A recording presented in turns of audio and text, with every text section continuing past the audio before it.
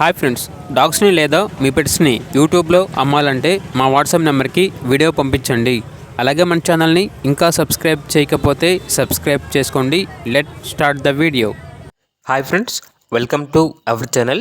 ఈరోజు మీకోసం good quality షిజ్జు puppies అనేవి అమ్మకానికి అయితే తీసుకురావడం జరిగింది. మేల్ అండ్ ఫిమేల్ అవైలబుల్ ఉన్నవి. 2 మేల్ పప్పీస్ 1 ఫీమేల్ పప్పీ అమ్మకానికి అయితే ఉన్నాయి. పప్పీస్ యొక్క ఏజ్ అనేది 40 డేస్.